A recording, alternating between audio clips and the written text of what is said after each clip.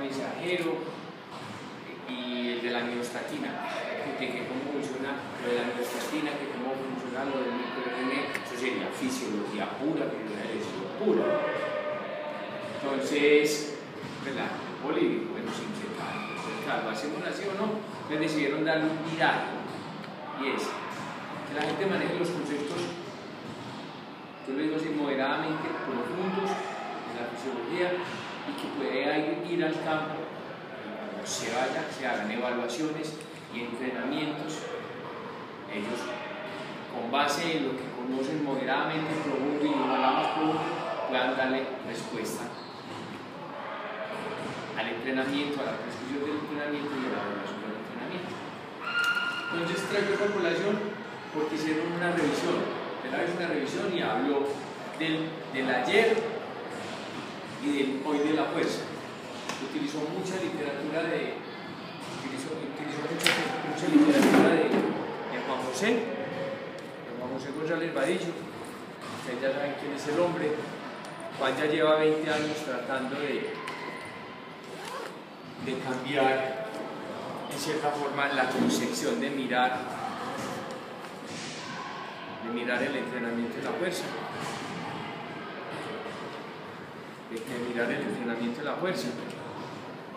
Y la última conclusión del pelado que mostró el seminario de fuerza, que habló desde la fuerza vista por Harry cómo miraba la fuerza, la manifestación de la fuerza por Harry. ¿Cuáles eran?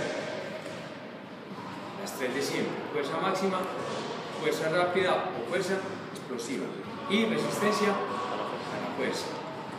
Y así estuvieron mucho tiempo. De pronto apareció Carmelo Bosco, aparecieron los finlandeses y comenzaron a hablar de que existían dos tipos de fuerza: fuerza activa, fuerza reactiva, y que la fuerza activa era la fuerza máxima y la fuerza explosiva, y que la fuerza reactiva era la fuerza elástico-explosiva, la reactiva elástico-explosiva, y que podían ser valoradas mediante saltos o mediante sentadilla y mediante press banca. Y después, siempre ha existido la evaluación de la fuerza desde las plataformas dinamométricas, que es cuando yo sobre una plataforma ejerzo una presión o la construcción de curvas, que sería, digamos, cómo es ese cuento. Hasta que ahora aparece algo más mirado desde la física. ¿Cuál era la definición de fuerza que siempre nos habían dado? La capacidad de producir una mayor fuerza por acción muscular o levantar el máximo peso. No, ahora hablan de una fuerza interna y una fuerza externa. Una fuerza interna es la tensión que produce el músculo para cargar o levantar o deformar o parar o cambiarle de dirección a un objeto, que es una resistencia, que es una fuerza, porque la fuerza es que masa por aceleración. Desde esa mirada, el hoy de la fuerza, ese es un artículo que tiene Juan, y es una decisión, es una conclusión a la que llegaron estos pelados del poli, es trabajar la fuerza con base en la velocidad máxima de movimiento. ¿Sí? ¿De dónde se construye? ¿Dónde hay más insumos como para pensar que esto es una realidad? Y yo voy a colocar por ahí 5 o 6 insumos para que me entiendan. El primer insumo es que la fuerza es masa por aceleración, que la velocidad es distancia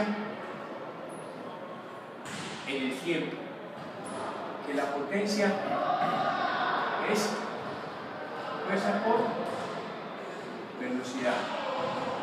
Entonces, si nosotros juntamos todo esto, llega un momento en que la fuerza es igual a masa por distancia en el tiempo. peso del balón de voleibol siempre será el mismo. La distancia es una variable física que está ahí, que no puede ser controlada. ¿Qué es lo único que podemos controlar? El tiempo. ¿Cómo logramos que haya mayor fuerza? ¿Cuándo hay menor tiempo o cuándo hay más tiempo? Cuando yo a esta masa le imprimo, menor tiempo. Hago el gesto en menor tiempo. Así, hay una mayor velocidad, hay una mayor fuerza. Por ese lado. El otro concepto grande es que existe una fuerza dinámica máxima. Esa fuerza dinámica máxima es un Rn. ¿Es una Rn isométrica o es una Rn dinámica? ¿Cuál nos interesa a nosotros? La dinámica. Existe una fuerza dinámica máxima relativa, que es un porcentaje de esa fuerza dinámica máxima, que es el 100%. Este es el 100%. Y este es un porcentaje, ese es el 100%, ¿sí? Que una de las fuerzas dinámicas máximas relativas más útiles, más importantes, más claras a tener en cuenta es ¿cuál? La fuerza explosiva. La fuerza explosiva es un porcentaje de la fuerza dinámica máxima relativa. Y esa fuerza explosiva es una fuerza útil. Y esa fuerza útil es la fuerza ¿cuál?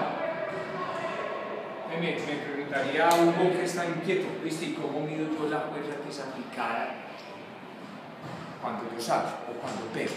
Es difícil, pero este es el concepto. Ese golpeo al balón es una generación de tensión para darle a una masa que es de muy poco peso y que yo la tengo que meter muy rápido. Es un porcentaje de esta fuerza dinámica máxima. ¿Sí? Ese es otro concepto. El otro concepto es. No, da el otro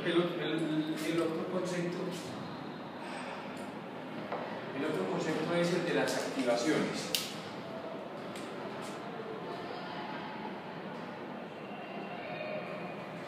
Es el de las activaciones o contracciones musculares.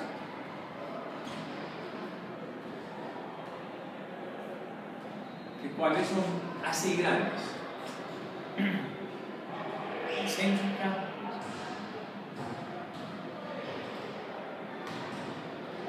la isométrica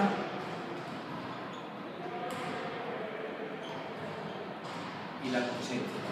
¿Sí? Cada una de estas activaciones genera una tensión. ¿Sí? Y eso fácilmente nos vamos a generar una tensión a X velocidad. Fácilmente nos vamos a un gráfico de velocidad y fuerza. ¿Cuál es la que más fuerza genera? La excéntrica, mayor fuerza. ¿De acuerdo? ¿Cuál es la que sigue en generación de fuerza? La isométrica. ¿Y cuál es la que sigue en generación de fuerza? La concéntrica. ¿De acuerdo? Fíjense el grafiquito. El grafiquito está claro. Si nosotros vamos a mirar cuál es la que menor velocidad tiene, ¿cuál? Isométrico. Excéntrica. ¿Cuál? Excéntrica. ¿Qué le está ocurriendo a la fibra muscular en la excéntrica? Se está alargando, es una velocidad negativa. ¿De acuerdo? Miren, recuerden esto, fuerza por velocidad. Si yo tengo una velocidad para la generación de potencia, si yo tengo una velocidad negativa, la potencia es negativa. Es una potencia que no nos sirve. ¿De acuerdo? Si la velocidad es cero, la potencia es cero. Todavía nos debe quedar en la cabeza claro que la potencia sí sirve, aunque yo me estoy convenciendo que la potencia no sirve. seguimos, ¿cuál es la que menos fuerza genera? La concéntrica, pero genera mucha velocidad. Entonces, ¿cuál es la de mayor potencia? La concéntrica. Entonces, ¿cómo debemos entrenar? En acciones excéntricas, isométricas o concéntricas. Estamos hablando de rendimiento deportivo y de rendimiento físico. Entonces, ¿con cuál debemos trabajar? Con las Genera más con... una fuerza X con una potencia, la concéntrica. Entonces, cuando yo le digo lo que pasó ahora con Daniel bajó rápido, haciendo una contracción excéntrica, inmediatamente invirtió el movimiento. La fuerza que produjo acá se la suma a la concéntrica y por eso en esa primera medición nos hizo esa velocidad tan alta. Entonces, ¿qué es lo que hay que buscar? Que nosotros los ejercicios nos trabajen la parte excéntrica. Entonces, cuando yo en la sentadilla voy bajando, estoy generando una activación excéntrica, estoy generando energía, que la tengo que disipar ¿dónde? En un pequeño momento que yo me quedo quieto abajo y después exploto. Cuando yo exploto, ¿qué le está pasando a las nalgas? Se contrae. ¿Qué le está pasando al cuádriceps? Se contrae. ¿Qué le está pasando a los gastrosóleos? Se están contrayendo de forma concéntrica, se están acortando. Y es lo que más potencia genera. Ese es otro concepto que tiene que quedar aquí claro. Bueno, existe otro concepto. Miren, está alargando. Hay otro concepto que es carga absoluta. ¿Cuál es la carga absoluta? ¿Por qué es importante esto que voy a hablar? Porque es que esto es lo que nos ayuda a hacer seguimiento de lo que estamos haciendo y de cuáles son las posibles adaptaciones que se hacen. Entonces, hay una carga que es una carga absoluta. ¿Cuál es la carga absoluta? Son esos 100 kilogramos. ¿Listo?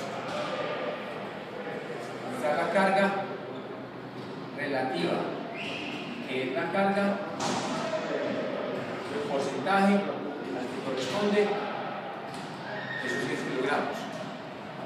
Pónganle. Dicen que es un ejemplo. 80%. Un ejemplo, esos 100 kilogramos, un ejemplo. 100 kilogramos es un ejemplo. Eso sí, eso es un ejemplo que estoy poniendo. ¿Sí? Carga relativa. Y por último es porcentaje de trabajo, que es lo mismo que la carga relativa. Esta carga relativa simplemente es un, ¿cuál es la mejor palabra? Es un indicador. Es un indicador. Los dos nos hablan de rendimiento. Y existe, por último, carga absoluta, carga relativa, indicador de rendimiento. Y existe la velocidad. La velocidad que de acuerdo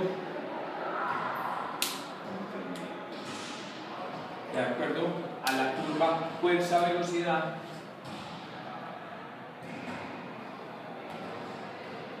se comporta de esta manera. A mayor fuerza, menor Velocidad. A menor fuerza o menor carga, menor velocidad. Y si a esa le colocamos la curva de potencia será en cargas medias a velocidades altas. Esto queda claro. Esa velocidad es metros. A esta velocidad Es la unidad. en metros por segundo, que así lo mide la mayoría de los encoder lineales, que es el dispositivo que se llama TIFOS, hay muchos. Yo tengo una charla donde hay como 8 aparatos de eso. Y por último, aparece un concepto muy pegado a la velocidad. Y es el concepto de